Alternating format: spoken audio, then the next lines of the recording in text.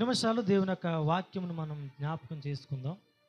ఈ రాత్రికాల సమయంలో సహవాసం అనే అంశం మీద మీతో మాట్లాడడానికి ఇష్టపడుతూ ఉన్నాను. దేవుని సన్నిధిలో గడుపుతున్నప్పుడు ప్రార్థనాపూర్వకంగా ఈ యొక్క మాటలని పలకడానికి దేవుడు నా నోటికి సహాయం దయచేయనుగాక. ఈరోజు చాలా సంఘాల్లో, చాలా దేవుని బిడ్డల్లో సహవాసం అనేది కోల్పోతూ ఉంది. సహవాసం అనేది సన్నగిలిపోతూ ఉన్నది. సహవాసం అనేది చాలామంది విడిచిపెడుతూ ఉన్నారు. దేవుని యొక్క వాక్యానుసారంగా మనం చూసుకుంటే యోహాను రాసిన పత్రిక, యోహాను సువార్త 13వ అధ్యాయము 34వ వచనంలో ఈ విధంగా రాయబడింది. మీరు ఒకరినొకరు ప్రేమింపవలనని మీకు కొత్త ఆజ్ఞ ఇచ్చుచున్నాను. నేను మిమ్మల్ని ప్రేమించినట్టే మీరును ఒకరినొకరు ప్రేమింపవలను. మీరు ఒకరి ఎడల ఒకడు ప్రేమ గలవారైన ఎడల దీన్ని బట్టి మీరు నా శిష్యులని అందరూ తెలుసుకొందరు. దేవునికి స్తోత్రం కలుగును గాక. మనమందరము కూడా సహవాసము, ప్రేమ కలిగి ఉండాలని లేఖనం సెలవిస్తూ ఉంది. ఈ యొక్క సహవాసం అనేది ఎప్పుడైతే మనం కోల్పోతామో, ఈ యొక్క సహవాసం అనేది ఎప్పుడైతే మనం విడిచిపెడతామో, మనం ఆత్మీయంగానే అభివృద్ధి చెందలేము. క్రైస్తవ్యం కూడా ముందుకెళ్ళే అవకాశాలు ఎక్కువ లేవు. ఎందుకంటే ప్రసంగిలా అంటాడు, 3 పేటల తాడు తొందరగా తెగిపోదు కదా అంటూ. కీర్తన భాగంలో కూడా మనం చూస్తే 133వ కీర్తనలో కూడా సహోదరుల ఐక్యత కలిగి నివసించుట ఎంత మేలు, ఎంత మనోహరము అని వాక్యం సెలవిస్తూ ఉంది. ఎప్పుడైతే మనం కలిసి ఉంటామో, కలిసి ఒక సహవాసముగా దేవుని యొక్క మాట ప్రకారం, దేవుని యొక్క చిత్త ప్రకారం, దేవుడు మనల్ని ఎలాగైతే ప్రేమించాడో అట్టి రీతిగా మనం వెళ్ళడానికి ఇష్టపడతామో, దేవుడు అంటున్నాడు మనము ఒక సహవాసంగా ఉన్నప్పుడు ఒక గొప్ప కార్యాలు దేవుడు చేయడానికి ఇష్టపడుతూ ఉన్నాడు.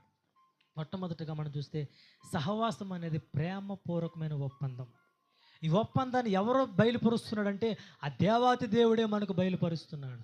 మనమందరము కూడా ప్రేమ కలిగి ఉండాలి. ప్రేమలో ఏముందంటే సహవాసం ఉంది. వాక్యం సెలవిస్తుంది, మీరు ఒకరినొకరు ప్రేమింపవలనని మీకు కొత్త ఆజ్ఞ ఇచ్చుచున్నాను. నేను మిమ్మల్ని ప్రేమించినట్టే మీరు ఒకరిని ఒకరు ప్రేమించాలి. దేవుడు ఎలాగైతే మనల్ని ప్రేమించాడో, ఎలాగైతే దేవుడి పక్షాన మనమందరము కూడా దేవాన్ని నీ బిడ్డనని చెప్పుకుంటున్నామో అలాగందరినీ మనం ప్రేమించాలంటే. హల్లెలూయా. ఈరోజు మనకి ఇష్టమైన వారితో మనం మాట్లాడతాం. ఒకవేళ మనతో ఎవరికైనా గొడవలు ఉంటే వారి అంటే మనం పక్కన పెడతాం. కానీ వాక్యం సెలవిస్తుంది, నేను మిమ్మల్ని ఎలాగైతే ప్రేమించానో, నేను ఎలాగైతే మిమ్మల్ని హత్తును చేర్చుకున్నానో, నేను మిమ్మల్ని ఎలాగైతే ప్రేమించి రక్షణ ఇచ్చానో మీరు కూడా అందరిని అలాగే ప్రేమించాలని వాక్యం సెలవిస్తాం. దేవునికి మహిమ కలుగును గాక. దేవునికి మహిమ కలుగును గాక. రెండవదిగా చూస్తే రోమాపత్రిక 12వ అధ్యాయము, అపొస్తలుడైన పౌలు రోమిలికి రాసిన పత్రిక 12వ అధ్యాయము 10వ వచనంలో ఈ విధంగా రాయబడింది. సహోదర ప్రేమ విషయములలో ఒకని యందు ఒకడు అనురాగము గలవారై ఘనత విషయంలో ఒకరినొకడు గొప్పగా ఎంచుకొనుడి. దేవునికి మహిమ కలుగును గాక. ఇక్కడ మనం చూస్తున్నాం రెండవదిగా సహోదరుల పట్ల మనం ఏంటంటే బాధ్యత మనం కలిగి ఉండాలి. సహోదర ప్రేమ విషయంలో ఒకని యందు ఒకడు అనురాగము గలవారై ఘనత విషయంలో ఒకరినొకడు గొప్పగా ఎంచుకోండి. ఈరోజు మనం ఎలాగైతే ప్రేమించుకుంటున్నామో, మనం ఎలాగైతే మనం ఘనపరుచుకుంటున్నామో, మన ఎదుటి వారి పట్ల కూడా అందించాలంటే బాధ్యత మనం కలిగి ఉండాలంట. ఈరోజు మన గోల మందే, మన ఇష్టం మందే, మన ఇష్ట సుఖాలు మనవే, కానీ ఎవరి కోసం ఈరోజు మనం పట్టించుకో. ప్రభు మనందరితో కూడా మాట్లాడుతున్నాడు. మనమంట ఇతర వారి పట్ల ఒక బాధ్యత మనం కలిగి ఉండాలి. ఏంటి ఆ బాధ్యత అంటే, ప్రేమలో ఏముందంటే సహవాసం ఉంది. ఈ సహవాసంలో మరొకటి ఏంటంటే బాధ్యత. ఎప్పుడైతే మనం బాధ్యత కలిగి ఉంటామో, ఎదుటివారి పట్ల మనం వారికి ఆపదల్లో ఉంటే వారికి మనం సహాయపడతామో, ఇందుని బట్టి దేవుని ప్రేమ ఏంటో ఎదుటివారు తెలుసుకునే అవకాశం ఉంది. దేవునికి మహిమ కలుగును గాక. ఈరోజు మనం ఒకరి పట్ల ఒకరు బాధ్యత కలిగి ఉంటున్నామా? ఒకరి ఇబ్బందుల్లో ఉంటే మనం వారిని పరామర్శించగలుగుతున్నామా? ఒకరు అనేకమైన ఇబ్బందులు పడుతూ ఉంటే నేనున్నాను, ధైర్యంగా ఉండని మనం ధైర్యంగా చెప్పగలుగుతున్నామా? ఒకవేళ అలాగే చెప్పగలిగితే మనల్ని బట్టి దేవుడు ఎంతగానో ఆనందపడతాడు. దేవునికి స్తోత్రం కలుగును గాక. ఈరోజు చాలా సంఘాల్లో, చాలా చుట్టుపక్కల ప్రాంతాల్లో చూసుకుంటే సహోదరి ప్రేమ చాలా కొరవైపోతూ ఉంది. క్రైస్తవులని చెప్పుకుంటున్నాం కానీ, దేవుని వెంబడిస్తున్నామని చెప్పుకుంటున్నాం కానీ, ఎక్కడ చూసిన కక్షలో ప్రేమపూర్వకంగా మాట్లాడలేక లోపల ఒకటి ఉంచుకుని బయటికి ఒకటి మాట్లాడే ఈరోజు ప్రేమ మనకు లోకంలో కనబడుతుంది. అని వాక్యం సెలవిస్తూ ఉంది. నేను మిమ్మల్ని ఎలాగైతే ప్రేమించానో, ఎలాగైతే మిమ్మల్ని ఆదరించానో, మీరు కూడా ఎదుటి వారిని అలాగే ఆదరించాలి, మీరు కూడా ఎదుటి వారిని అలాగే ప్రేమించాలని వాక్యం సెలవిస్తుంది. మనల్ని ప్రేమించిన వారిని మనం ప్రేమిస్తే ఏంటి మనకు ప్రయోజనం? శత్రువులను కూడా ప్రేమించాలని వాక్యం చెప్తున్నప్పుడు ఆ మాట మనం ఏం చేయాలంటే మన జీవితానికి అన్వయించుకుని ఆ మాట ప్రకారం మనము కూడా అందరి పట్ల ప్రేమ కలిగి ఉండాలి. దేవునికి మహిమ కలుగును గాక. హల్లెలూయా. ఈరోజు ఒకరు పడిపోతే ఒకరు చూడరు. అందరూ నాశనం అయిపోవాలని కోరుకునే వాళ్ళు చాలా ఈరోజు లోకంలో స్వార్థపూరితమైన వారు ఎక్కువ ఉన్నారు. మనం పత్రికల్లో చూస్తే అంత్య దినముల్లో అపాయకరమైన కాలంలో వచ్చినని తెలుసుకొనము, ఏలనగా మనుషులు స్వార్థప్రియులుగా ఉంటారంట. ఈరోజు స్వార్థం ఎక్కడ చూస్తున్నా స్వార్థం. నేనే బాగుండాలి, నా కుటుంబమే బాగుండాలి, ఎవడు ఎలాగపోయినా నాకు సంబంధం లేదు అనుకునే స్వార్థపూరితమైన మనుషుల మధ్యన మనం జీవిస్తున్నప్పుడు దేవుని ప్రేమ తప్ప మరొకటి మనకు ఆధారం లేదని మనం గ్రహించాలి.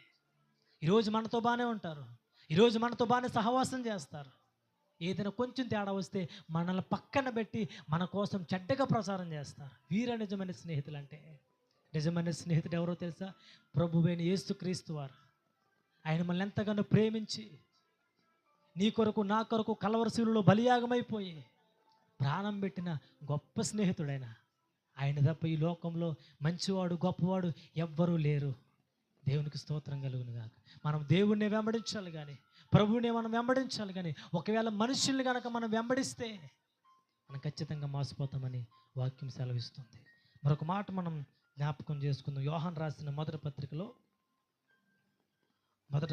1వ అధ్యాయంలో 3వ వచనం విధంగా రాయబడింది. మాతో కూడా మీకును సహవాసము కలిగినట్లు మేము చూచిన దానిని వినిన దానిని మీకును తెలియజేయుచున్నాము. మన సహవాసం అయితే తండ్రితో కూడాను ఆయన కుమారుడైన యేసుక్రీస్తుతో కూడాను ఉన్నది. మన సంతోషము పరిపూర్ణమై అగుటకై మేము ఈ సంగతులను రాయిచున్నాము.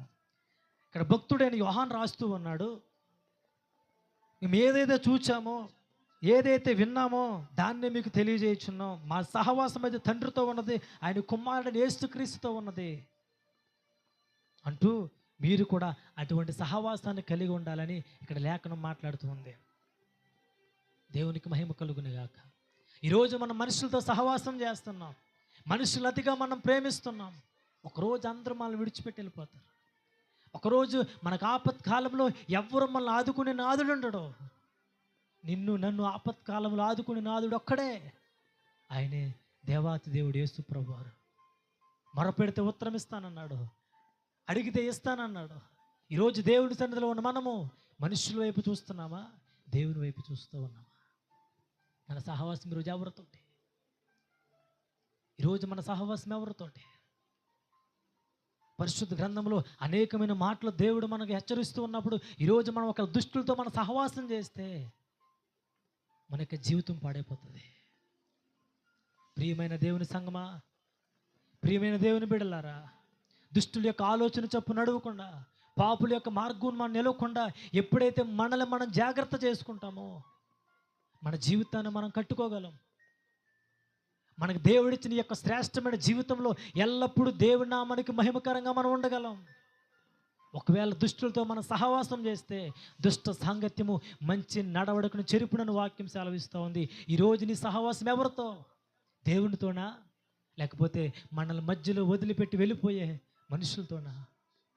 ఈరోజు మనం సహవాసం దేవునితో చేస్తే, ఈరోజు మనం ఎల్లప్పుడూ దేవునితో మాట్లాడుతూ ఉంటే దేవుడు ఎప్పుడు కూడా నిత్యము కూడా మనల్ని నిలబెడుతూ ఉంటాడు. హల్లెలూయా, హల్లెలూయా. ఇక్కడ వాక్యం సెలవిస్తుంది, నిజమైన సహవాసం దేవునిలోనే ఉంది, నిజమైన ప్రేమ దేవునిలోనే ఉంది. ఆయన ఎంత ప్రేమ కలిగిన వాడంటే అందరూ మనల్ని విడిచిపెట్టడు.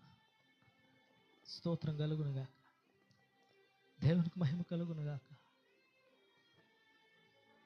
ఈరోజు మన జీవితంలో ఎంతోమంది మనకు ఎదురవుతారు, ఎంతోమంది మనల్ని మోసం చేసి వెళ్ళిపోతారు, ఎంతోమంది మన అవసరమయ్యాక మనల్ని పక్కన పెట్టి వెళ్ళిపోతారు. కానీ కృప కలిగిన దేవుడు, జీవం కలిగిన దేవుడు, ప్రేమస్వరూపి అయిన దేవుడు ఎప్పుడు మనల్ని విడిచిపెట్టలే. సదాకాలము మీతో కూడా నేను ఉంటానని వాగ్దానము చేస్తున్న దేవుడు. ఈరోజు ఒకవేళ మనం మనుషుల్ని ఆశ్రయిస్తే మనం ఖచ్చితంగా మోసపోతాం. ఈరోజు మనం ఎవరిని ఆశ్రయించాలంటే దేవుణ్ణి మాత్రమే మనం ఆశ్రయించేవారుగా ఉండాలి. దేవుణ్ణి మాత్రమే మనం ప్రేమించేవారుగా ఉండాలి. దేవునికి మహిమ కలుగును గాక. ప్రియ దేవుని బిడ్డలారా, ఈరోజు మన సహవాసం ఎవరితో? ఈరోజు మనం ఎవరితో సహవాసం చేస్తూ ఉన్నాం? ఒకవేళ త్రాగుడికి బానిస అయిపోయిన వారితో మనం సహవాసం చేస్తున్నామేమో, లోక సంబంధమైన జీవితంలో అలవాటు పడిపోయిన వారి మీద మనం సహవాసం చేస్తున్నామేమో. జాగ్రత్త, మన జీవితం పాడైపోతుంది. హల్లెలూయా. నీ సహవాసం ఎప్పుడైతే దేవునితో ఉంటుందో, నీ సహవాసం ఎప్పుడైతే మనుషులతో కాకుండా దేవుణ్ణి వెంబడిస్తావో, దేవునితో సహవాసం చేస్తావో, లోకమంతా మనల్ని వెలివేసిన, లోకమంతా మనల్ని వేరుగా చూసిన, దేవుని కనుదృష్టిలో మనం ఉంటే చాలు. ఈ లోకంలో దేవుడిచ్చిన ప్రేమ, ఈ లోకంలో దేవుడిచ్చే ఆదరణ ఎవరు మనకి ఇవ్వలేరు. ఒకవేళ మనుషుల ప్రేమ మీద ఆధారపడితే, ఒకవేళ మనుషుల మీద నువ్వు ఎక్కువ ఆధారపడిపోయి వీళ్ళైనా సర్వస్వం అనుకుంటే, ఒకానొక దినాన్ని మనం విడిచిపెట్టి వెళ్ళిపోతారు ప్రియ సహోదరి సహోదరులు. కాబట్టి దేవుణ్ణి మనం ప్రేమించేవారు ఉందో, దేవునితో మనం సహవాసం చేసేవారుగా ఉందో, దేవునికి స్తోత్రం కలుగును గాక. మనం ఎప్పుడైతే దేవునితో సహవాసం చేస్తామో, దేవునితో ఎల్లప్పుడూ మనం సహవాసం చేయడానికి ఇష్టపడతామో, ఎప్పుడు కూడా దేవుడు మనల్ని విడిచిపెట్టడు. మనం అపోస్తులు మనం గమనించుకుంటే అనేక సందర్భాల్లో అందరూ వ్యతిరేకమైపోయినా వారు దేవుని కోసం పోరాడడానికి ఇష్టపడ్డారు. దేవునికి స్తోత్రం కలుగును గాక. ఈరోజు మనం ఎవరితో సహవాసం చేస్తున్నాం? ఈరోజు మనం ఎవరితో ఉన్నాం? ఒకసారి మనల్ని మనం జ్ఞాపకం చేసుకుందామా? మరొక మాట మనం చదువుకుందాం. ఫిలిప్పీయులకు రాసిన పత్రిక, అపోస్తలుడైన పౌలు ఫిలిప్పీ సంఘానికి రాసిన పత్రిక 2వ అధ్యాయము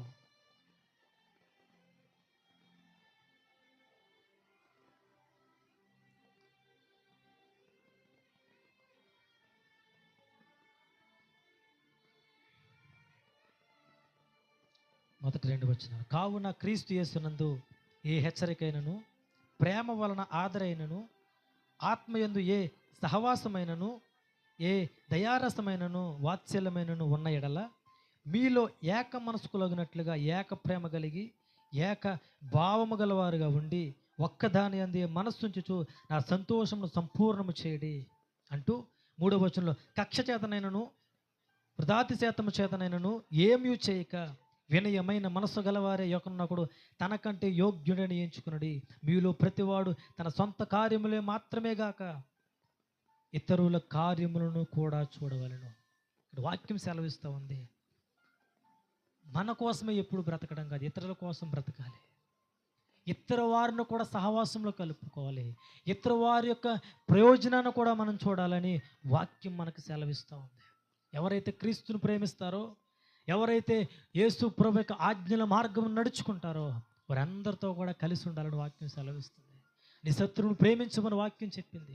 నేను ద్వేషించే వారి కోసం ప్రార్థన చేయమని వాక్యం చెప్పింది.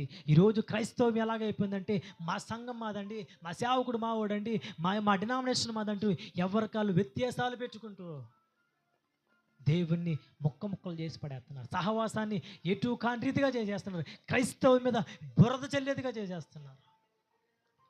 మనం ఎప్పుడైతే దేవునికి లోబడిన ప్రజలు, మనం క్రీస్తు రక్తం చేత కడగబడిన మనం, దేవుడు మనల్ని ఎంతగానో ప్రేమించి ఇంతవరకు ఇచ్చిన ఈ యొక్క కృప కలిగిన ఈ యొక్క జీవితాన్ని బట్టి మనం ఎల్లప్పుడూ సహవాసం కలిగి ఉండాలి. కానీ సహవాసాన్ని మనం ముక్కలు చేయకూడదు.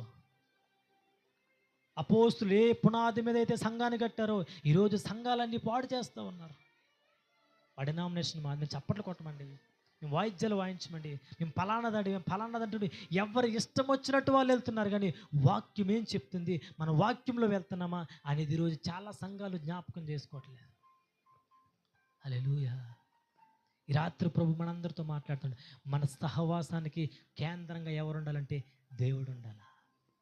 ఎప్పుడైతే మన సహవాసంలో దేవుడు ఉంటాడో, ఎప్పుడైతే మనం దేవుని యొక్క అడుగు జాడల్లో మనం నడుచుకుంటామో, ఎప్పుడైతే దేవుడే నాకు ఆశ్రయదుర్గము, దేవుడే నా మార్గము, దేవుడే నా జీవం అని తెలుసుకుంటామో, మనం ఎప్పుడు కూడా దేవుని తోడు ఉండడానికి ఎక్కువ ఇష్టపడతాం. మరొక మాట మనం చదువుకుందాం.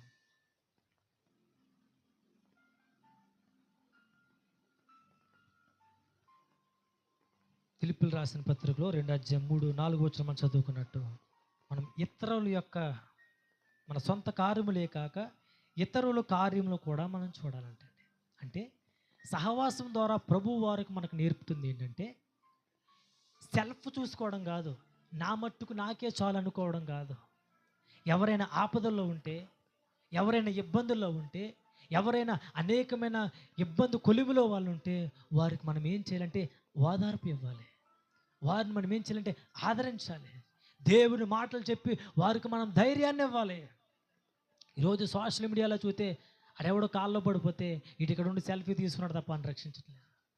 సెల్ఫ్ అయిపోయింది. నేను బాగానే ఉన్నాను కదా, నేను బాగున్నాను కదా, నేను బాగుంటే చాలు అనుకునే మూర్ఖత్వమైన ప్రజల మధ్యన మనం జీవిస్తూ ఉన్నాం. ఎంతకాలాల్లో ఈ భయంకరమైన దినాల్లో అందరూ మోసపూరితమైన మనసు కలిగి వెళ్ళిపోతున్నారు. దేవుడు అంటున్నాడు, ఒక్కవేళ మనం దేవుని యొక్క అడుగు జాడల్లో మనం నడుచుకుంటే దేవుడు నిత్యము మనకి తోడై ఉంటాడు. ఈరోజు ఒకవేళ మన సొంత కార్యాలు చూసుకుంటున్నామేమో, ఒక ఇష్టానుసారమైన జీవితాన్ని మనం జీవిస్తున్నామేమో, సెల్ఫ్ చూసుకోకుండా ఇతర వారుల కోసం కూడా ఆలోచించాలని వాక్యం సెలవిస్తుంది. మరొక మాట, యోహాను సువార్త మాట చెప్పి మనం ముగించుకుందాం. యోహాను సువార్త 15వ అధ్యాయము 12-13 వచనాలు. నేను మిమ్మల్ని ప్రేమించిన ప్రకారము మీరు నొకరినొకరిని ప్రేమించవలని నా ఆజ్ఞ. తన స్నేహితుల కొరకు తన ప్రాణమును పెట్టువానికంటే ఎక్కువైన ప్రేమ గలవాడెవడును లేడు. దేవునికి స్తోత్రం. సహవాసం మనకి ఏం నేర్పిస్తుందంటే, ఒకవేళ మన సహోదరులు ప్రాణాపాయ స్థితిలో ఉంటే మనం ప్రాణం పెట్టాలంటే. హల్లెలూయా, హల్లెలూయా. ఈరోజు ఆ ప్రాణం పెట్టి స్నేహితుడు ఎవరైనా ఉన్నారంటే దేవుడే. దేవుడికి మహిమ కలుగునుగా. ఈరోజు మనల్ని ప్రేమించిన వారు, మనం ప్రేమించిన వారు ఎవ్వరు మన కోసం ప్రాణం పెట్టరు. కానీ ఆ కృప కలిగిన దేవుడు సింహాసనాన్ని సైతం విడిచిపెట్టి ఈ లోకానికి దీనుడిగా దిగి వచ్చిన వాడు ఆయన ఒక్కడే నీ కొరకు నా కొరకు ప్రాణం పెట్టి, నీ కొరకు నా కొరకు కల్వరి శిలువలో చివరి రక్తపు బొట్టు వరకు కార్చి ఉచితమైన ప్రేమతో మనల్ని ప్రేమించి రక్షించాడు ఆయన. ఈరోజు మరి మనం మనుషుల ప్రేమ మీద ఆధారపడుతున్నామా, దేవుని యొక్క ప్రేమ మీద మనం ఆధారపడుతున్నామా? స్తోత్రం కలుగునుగా. నా మాట నేను ముగిస్తూ ఉన్నాను. ఈరోజు సహవాసం, మన సహవాసం ఎవరితో ఉంది? ఎవరితో మన సహవాసం చేస్తున్నాం? ఎవరి పట్ల ఒకవేళ మన సహోదరుల పట్ల మన బాధ్యత కలిగి ఉంటున్నామా?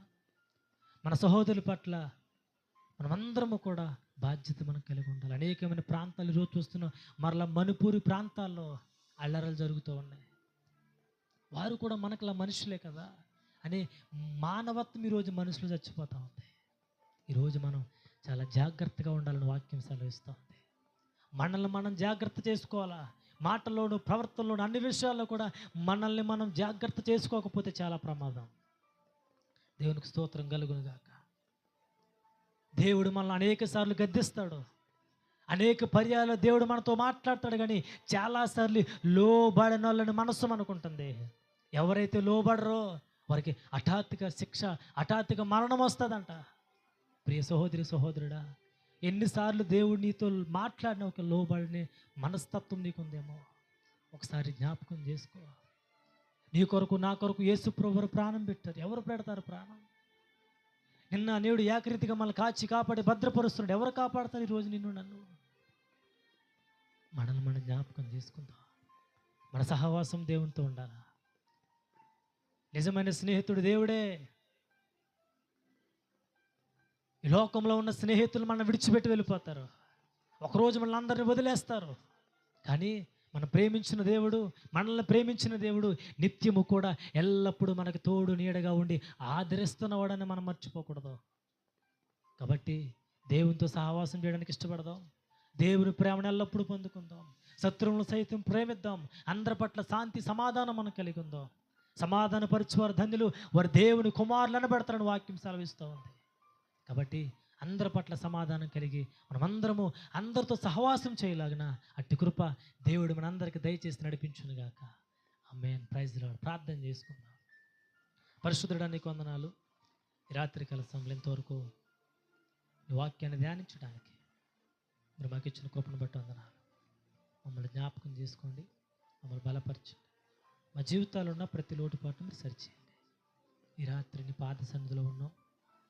నీతో సహవాసం చేసే వరకు మమ్మల్ని చేయమని, నీతో ఎల్లప్పుడూ అంటుకట్టబడే ధన్యత మాకు దయచేయండి.